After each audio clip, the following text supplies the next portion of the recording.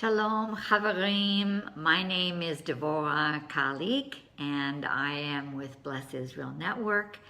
And I want to wish you a Chag Chanukkah Sameach. That means Happy Chanukkah.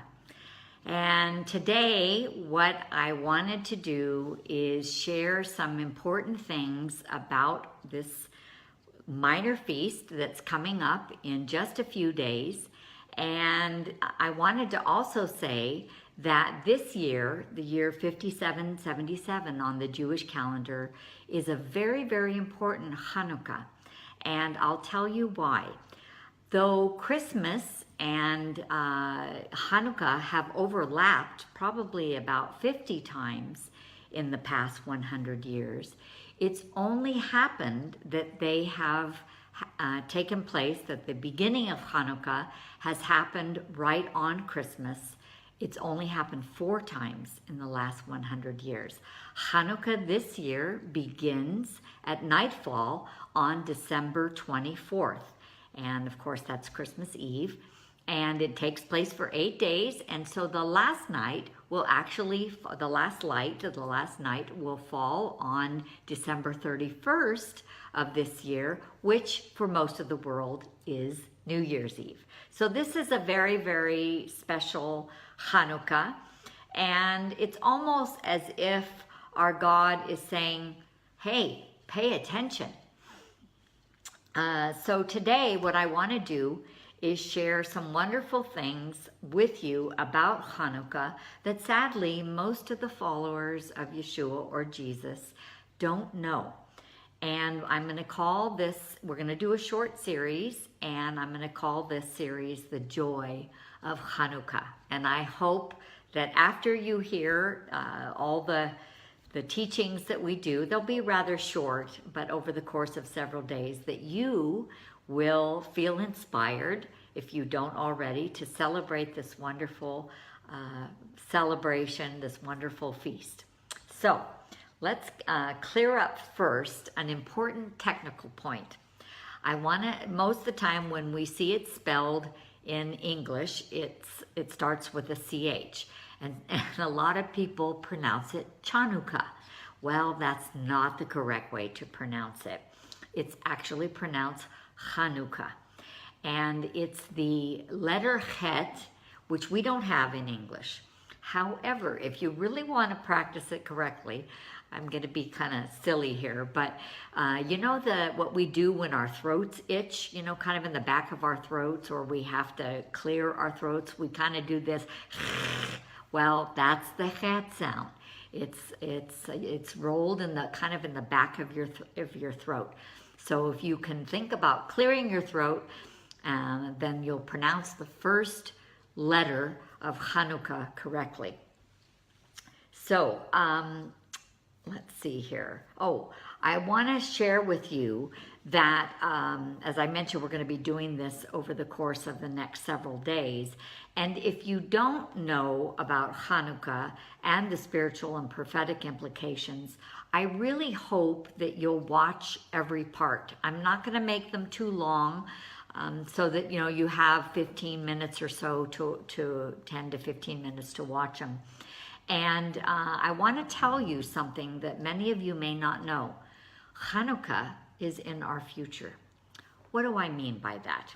Well, what I'm saying is I believe the scriptures teach us that the events that took place on the very first Hanukkah in about 168 BC are going to take place again before the Messiah of Israel, Yeshua or Jesus, returns to the earth. So, I have a question for you.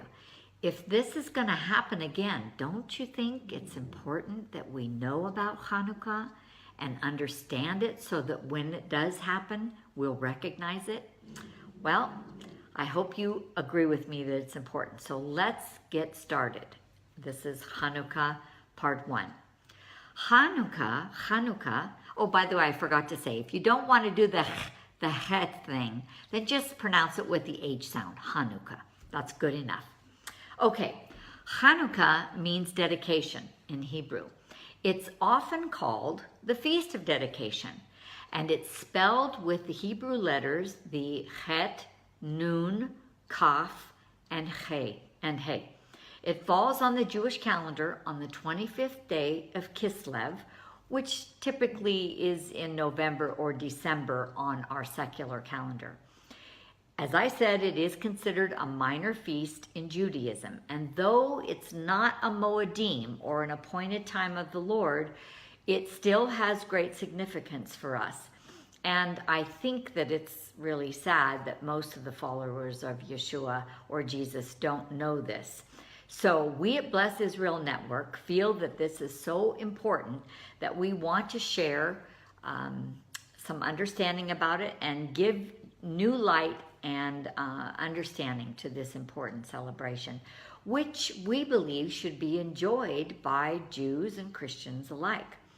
I'm going to be sharing a lot of information which you can actually find in a publication by First Fruits of Zion called Light in the Darkness, Chanukkah and the Disciples of Yeshua.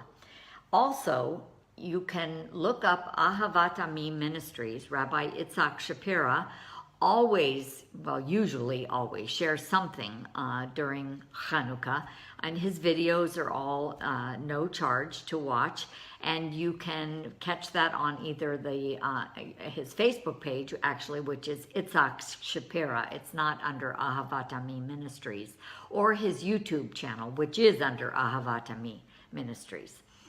Okay, so there are several very good reasons why we should celebrate Chanukkah.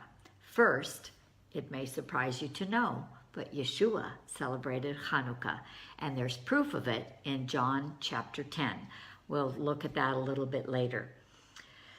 Second, Chanukkah is about dedicating God's temple.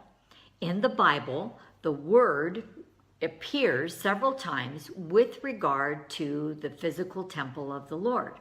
However, in the words of Rabbi Shaul, or Apostle Paul, he said in 1 Corinthians 6:19 that our bodies are the living temple of the Spirit of God.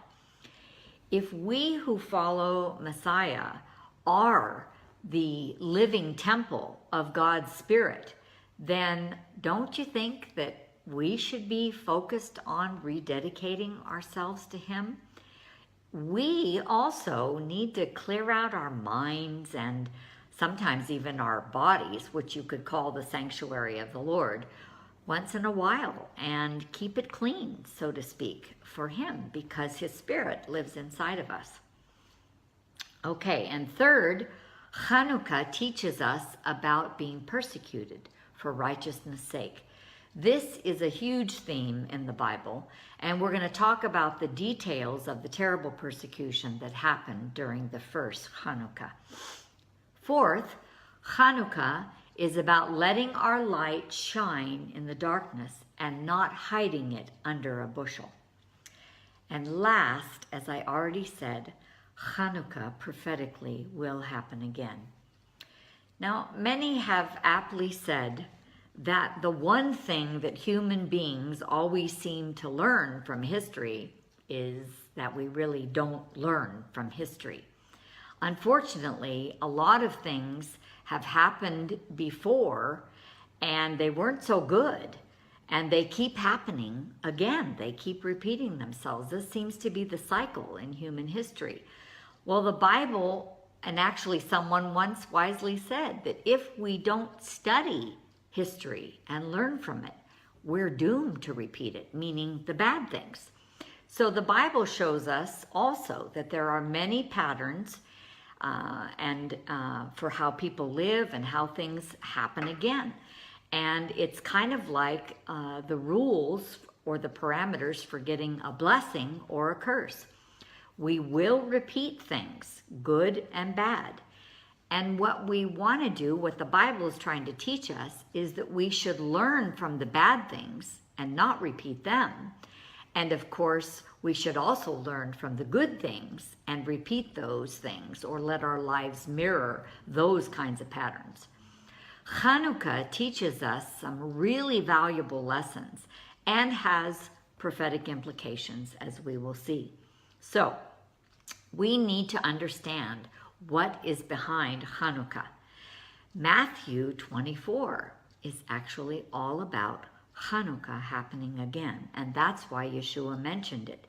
He mentions the scroll or the book of Daniel, and he says, let the reader understand, or let the reader of Daniel understand. He wants us to understand something very important, otherwise he wouldn't have mentioned it.